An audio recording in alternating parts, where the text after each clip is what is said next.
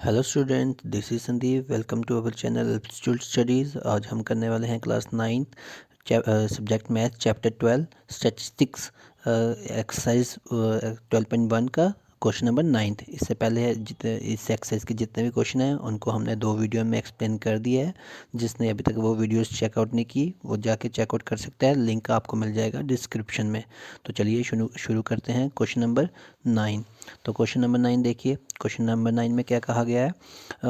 100 surnames were randomly picked from an local telephone dictionary and a frequent distribution of the numbers of letters in an English alphabet in the surnames was found as follows। अब इसका question का meaning क्या है? Question में कहा गया है कि एक टेलीफोन डिक्शनरी ली गई है। अब उसमें उसमें उसमें से क्या किया गया है? 100 सरनेम्स उठाए गए हैं और उसके अकॉर्डिंग क्या किया गया है कि उन सरनेम्स में कितने इंग्लिश अल्फ़ाबेट आते हैं उनके सरनेम से, उनके उसके अकॉर्डिंग एक डाटा तैयार किया गया है।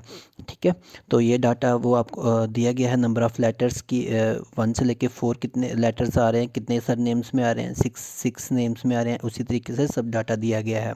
अब इस क्वेश्चन में हमने करना क्या है वो देख लेते हैं पहले। अब सबसे पहले बोला क्या गया है? Draw an histogram to depict the given information.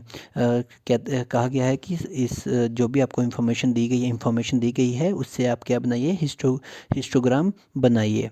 ठीक है, और सेकंड पार्ट में हमने क्या किया गया है? कहा गया है right the class interval in which the maximum number of surnames lie. और वो क्लास इंटरवल बताइए जिसमें मैक्सिमम सरनेम्स जो हैं वो लाई कर रहे हैं। ठीक है, तो सबसे पहले हम फर्स्ट वाला पार्ट कर लेते हैं। सबसे फर्स्ट पार्ट में हमने क्या बनाना है? हिस्टोग्राम बनाना है। अब हिस्टोग्राम बनाने से पहले जैसे हमने प्रीवियस क्वेश्चन में किया था क्वेश्चन नंबर 8, जिसने भी अभी तक क्वेश्चन नंबर 8 चेकआउट नहीं किया है वो प्रीवियस वीडियो में जाके चेकआउट कर सकता है। उससे आपको और आसानी से समझ में आ जाएगा। ठीक है, तो चलिए हम करते हैं क्वेश्चन नंबर 9 का। अब कल भी जब हमने क्वेश्चन नंबर 8 किया था तो मैंने आपको बताया था कि जब भी हमें हिस्टोग्राम बनाना है तो हमें जो हमारे क्लास इंटरवल हैं वो इरेगुलर इंटरवल्स दिए गए हैं और हमें हिस्टोग्राम बनाना है। और जो क्लास इंटरवल्स का डिफरेंस है वो भी क्या आ रहा है? डिफरेंट आ रहा है। तो इस केस में हमने इस केस में हमने क्या करना होता है? ब्रेड्थ निकालनी होती है और लेंथ निकालनी होती है। और ब्रेथ निकालना क्या है? ये बहुत ही इजी है। अब हमने क्या करना होता है कि जिस क्लास इंटरवल्स में जितना डिफरेंस आ रहा है वही उसकी क्या हो जाती है? ब्रेथ हो जाती है। जैसे कि फॉर एग्जांपल आप देख सकते हो नंबर ऑफ़ लेटर, यानी कि फर्स्ट कॉलम में हमें जो क्लास इंटरवल दिए गए हैं वो क्या दिए हैं? 1 2 4। अब 4 और 1 का डिफरेंस कितना हो जाता है? 3 हो जाता है। यानी कि इसके लिए ब्रेथ कितनी हो जाएगी? 3 हो जाएगी। फिर इन दोनों का डिफरेंस 6 माइनस 4, इसका डिफरेंस कितना हो जाएगा? 2। तो इस कॉलम के लिए ब्रेथ कितनी हो जाएगी? 2। तो सेम वे में 8 माइनस 6, इसकी डिफरेंस कितना जाता है? 2। तो इसकी ब्रेथ हो जाएगी 2। और 12 माइनस 8, तो इसकी ब्रेथ हो जाएगी 4। फिर 20 माइनस 12, तो इसकी ब्रेथ कितनी हो जाती है? 8। यानी कि जो इन दोनों के बीच में डिफरेंस होता है वही क्या हो जाती है? हमारी ब्रेथ हो जाती है। अब ब्रेथ हमने निकाल दी, फिर हमने उसके बाद निकालनी होती है लेंथ। अब लेंथ हम कैसे निकालते हैं? लेंथ के लिए मैंने आपको क्वेश्चन नंबर 8 में बताया था। इसके लिए एक फार्मूला होता है। इसका फार्मूला होता है frequency upon breadth multiply lowest breadth. ठीक है, ये फार्मूला अब आप सबको याद रखना है। अब सबसे पहले हम देख लेते हैं फर्स्ट वाले के लिए। अब फर्स्ट वाले कॉलम के लिए हमारी फ्रीक्वेंसी क्या है? हमारे पास 6। और इसकी फर्स्ट वाले कॉलम की हमारे पास ब्रेथ कितनी है? 3। और मल्टीप्लाई कर देंगे स्मॉलेस्ट ब्रेथ। और स्मॉलेस्ट ब्रेथ हमारे पास कितनी आई है अभी तक? सबसे स्मॉलेस्ट ब्रेथ है हमारे पास 2। तो मल्टीप्लाई कर देंगे 2 से। तो ये काट लेंगे इसको। 3 1 जा 3 2 जा 2 2 जा 4। ठीक है, तो हमारा आंसर क्या आ गया? 4। तो फर्स्ट लेंथ कितनी हो जाएगी हमारी? 4। तो सेम वे में सेकंड केस के लिए देखिए। हमारे पास फ्रीक्वेंसी कितनी है? 30। और हमारे पास ब्रेथ कितनी है? 2। और स्मॉलेस्ट ब्रेथ कितनी है हमारे पास? 2। 2 और 2 कट गया तो इसका भी क्या आंसर आ जाएगा? 30। और हमारी लेंथ कितनी हो जाएगी? 30। और ये वो हमने यहाँ पे लिख दी, लेंथ भी लिख दी हमने।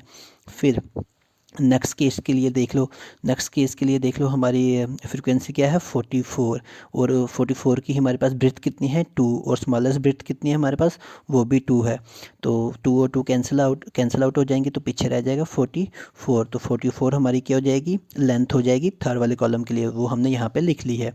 फिर नेक्स्ट केस के लिए देखो, हमारे पास फ्रिक्वेंसी कितनी है 60। नेक्स्ट केस के लिए हमारे पास फ्रिक्वेंसी है, यहाँ पे कर ले, फ्रिक्वेंसी हमारे पास है 16, और 16 की ब्रेथ कितनी है 4, और लोवेस्ट ब्रेथ कितनी है हमारे पास 2। तो ये 2 1 जा 2 2 जा 2 1 जा 2 8 जा, तो हमारे पास क्या आंसर आ जाता है 8। तो इस केस के लिए हमारी क्या हो जाएगी, लेंथ हो जाएगी 8। ठीक है। फिर हमारे पास लास्ट फ्रिक्वेंसी क्या है 4, और हमारे पास ब्रेथ कितनी है 8, और मल्टीप्लाई हो जाएगा 2 2 1 जा 2 4 जा 4 1 जा 4 1 जा 4 1 जा, तो हमारे पास क्या आंसर आ गया 1। तो इस केस के लिए हमारी लेंथ क्या हो जाएगी 1। ठीक है। तो इसी तरीके से हमने सभी के सभी ब्रेथ भी निकाल दी और सभी के सभी लेंथ भी निकाल दी। और जैसे हमने प्रीवियस क्वेश्चन में किया था, मैंने आपको बताया था कि ब्रेथ को हमने क्या करना होता है, प्लस टोटल करके इसका सम लिख देना है।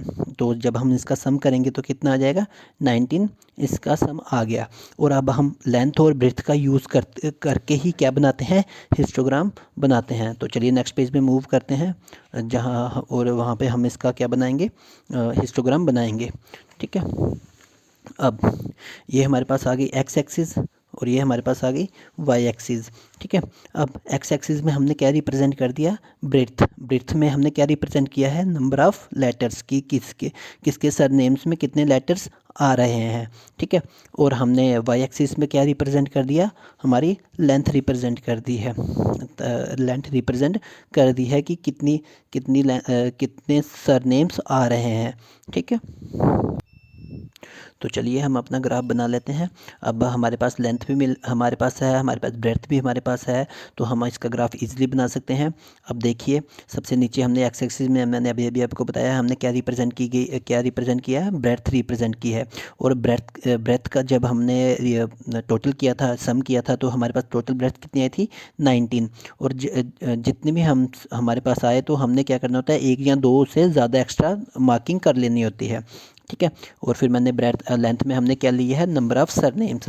नंबर ऑफ़ सरनेम्स भी लिए थे, जो हमारी लेंथ हमने निकाली थी अपने फार्मूला यूज़ करके, length frequency upon breadth into lowest breadth, उससे जो हमारे पास आए थे वो हमने ले लिए। तो जो टेबल में अभी आपके सामने बना के रख लेता हूँ ताकि आपको देखने में आसानी मिले। अब देखिए, लेंथ में हमारे पास सबसे स्मॉलेस्ट वैल्यू क्या थी 1, और सबसे हाईएस्ट वैल्यू क्या थी 44। इसलिए हमने यहाँ से 0 to 5 गैप जो लिया है 4 लिया है, क्योंकि अगर हम 44 तक सिंगल रिप्रेजेंट करने जाएंगे तो वो यहाँ पे फिट नहीं आ पाएगा, इसलिए हमने 5 का गैप लिया है। और लेंथ में ब्रेथ में हमने क्या किया, ब्रेथ जो हमारे पास सबसे स्मॉलेस्ट वैल्यू थी वो थी 2, सबसे हाईएस्ट वैल्यू थी हमारे पास 8, और हमारे पास सम कितना आया था 19, यानी कि इसको हम सिंगल रिप्रेजेंट कर सकते हैं।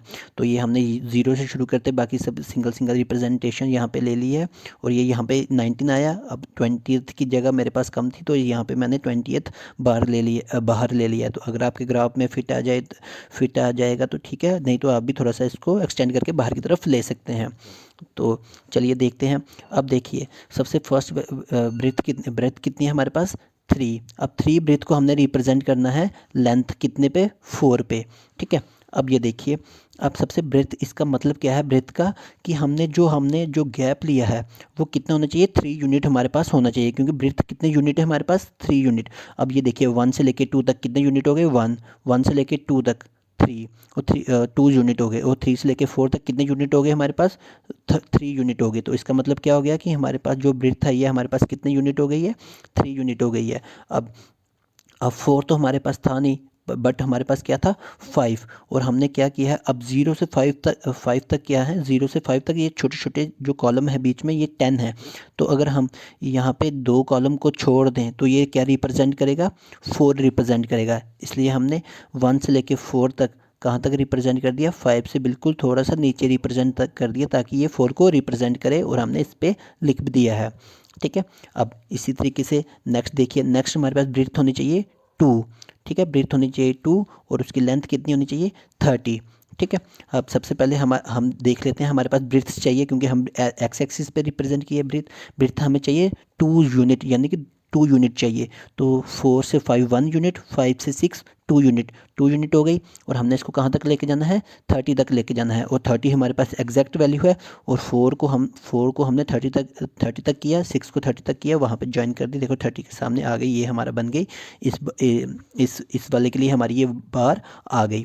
अब नेक्स्ट के लिए देखिए, नेक्स्ट के लिए भी हमारी जो ब्रेड्थ है वो कितनी होनी चाहिए, 2। और लेंथ कितनी होनी चाहिए, 44। ठीक है, तो यहाँ पे देख लीजिए, पहले हम 6 तक पहुँच गए थे, अब हमें दोबारा से ब्रेड्थ कितनी चाहिए, 2 चाहिए। तो 2 कहाँ से कैसे करेंगे, 6 to 7 1, 7 to 8 2 यूनिट हमारे पास ब्रेड्थ हो गई। अब इसकी हमने जो इसकी जो हाइट है यानी कि लेंथ है वो कहाँ तक लेके जानी है, 44 तक। अब 44 हमारे पास एग्जैक्ट वैल्यू नहीं है, तो 45 है। तो 45 से 2 छोटे कॉलम अगर हम नीचे मार्क कर दें तो ये हमारी क्या हो जाएगी, 44 वैल्यू हो जाएगी। तो इसी तरीके से हमने ये कॉलम बना लिया है। ठीक है, फिर आगे नेक्स्ट चलते हैं हम। नेक्स्ट हमारे पास क्या दिया गया है, हमें नेक्स्ट देख लेते हैं। हमारे पास अब ब्रेड्थ कितनी आ गई है, 4। और उसको हमने कहाँ तक लेके जाना है, 8 तक लेके जाना है। ठीक है, 4 आ गई, 8 तक लेके जाना है। तो सबसे पहले अपने 4 ब्रेड्थ देख लेते हैं। 8 to 9 1, 9 to 10 2, 10 to 11 3, 11 to 12 4। तो ये हमारे पास क्या हो गई, 4 ब्रेड्थ हो गई। अब फोर ब्रेड्थ को हमने हाइट कितनी देनी है यानी कि लेंथ कितनी देनी है, 8। अब 8 कहाँ पे आएगा, 10 पे यहाँ पे आएगा, 5 और 10 के बीच में, 5 और 10 के बीच में। और 10 से हम इसको क्या रखेंगे, चार छोटे कॉलम नीचे रखेंगे ताकि ये क्या रिप्रेजेंट करे, 8 को रिप्रेजेंट करे। तो इसी तरीके से हम ये भी बना लेंगे। ठीक है, अब लास्ट वाला जो है हमारा, अब इसमें देखिए लास्ट कॉलम थोड़ा सा इंपॉर्टेंट है, ध्यान से देखिएगा। अब ब्रेड्थ हमारे पास कितनी है, 8। और उसकी हमने हाइट या फिर लेंथ कितनी देनी है उसको, 1। अब 12 तक हम ऑलरेडी पहुंच गए थे, तो अब हमने 8 और कॉलम, इसको 8 और यूनिट देने ब्रेड्थ को देने हैं। तो 12 to 13 1 आ जाएगा, same 13 to 14, 14 to 15, 15 to 16, 16 to 17, 17 to 18, 18 to 19, 19 to 20। अब आप जब इसको 12 से लेके 20 तक काउंट करोगे तो टोटल 8 कॉलम बनेंगे। आप देख लो 1 2 3 4 5 6 7 8। और जो हमने ब्रेड्थ देनी थी ये हमारी ब्रेड्थ आ गई, 8 कॉलम की ब्रेड्थ हमारे पास आ गई। और अब हमने इसको हाइट कितनी देनी थी यानी कि लेंथ कितनी देनी है, वो हमने देनी है सिर्फ और सिर्फ 1 यूनिट की, 1 यूनिट की। तो 0 से 5 तक हमने रिप्रेजेंट किया, इसके अंदर छोटे छोटे 10 कॉलम आ रहे हैं। तो ये छोटे 2 कॉलम्स को हम क्या कर देंगे, हाइट दे देंगे। तो ये हमारे लिए हो जाएगी 1 यूनिट हाइट हो जाएगी, जो हमने लिख लिया है। तो इसी के साथ ये हमारा एक क्वेश्चन होता है ख़त्म। इस ख़त्म नहीं होता, अभी शायद इसका एक और पार्ट है, देख लेते हैं हम। जी हाँ, इसका एक और पार्ट दिया गया हमें, क्या है, right the class intervals in which the maximum number of surname lies. अब ये तो आपको सामने दिख रहा है ऊपर डाटा। अब हमसे पूछा गया है वो एक क्लास इंटरवल हमें बताइए जिसमें मैक्सिमम नंबर ऑफ सरनेम जो हैं लाई कर रहे हैं। तो उस मैक्सिमम सरनेम हमारे पास कितने हैं, 44। और वो कहाँ पे लाई कर रहे हैं, 6 और 8 के बीच में। तो इसका हम सेम आंसर लिख देंगे, in class interval 6 to 8 maximum 44 surname is lie, की वहीं पे 44 सरनेम्स लाई कर रहे हैं। ठीक है, तो इसी के साथ हमारा ये वाला क्वेश्चन होता है ख़त्म, और ये चैप्टर भी ख़त्म हो जाता है। तो इसी के साथ हम ये चैप्टर हमारा कंप्लीट होता है। तो मैं आशा करता हूँ कि आप सबको ये चैप्टर अच्छे से समझ में आ गया होगा। जो मैंने जितने भी कॉन्सेप्ट इस वीडियो में एक्सप्लेन किए हैं वो भी आपको समझ में आ गए हैं। अगर आपको समझ में आए हों तो प्लीज़ इस वीडियो को लाइक करिए, शेयर कीजिए और सब्सक्राइब भी ज़रूर कीजिए। और मैथ और साइंस के रिलेटेड ऐसे ही वीडियो इस चैनल पर आते रहेंगे। Thank you.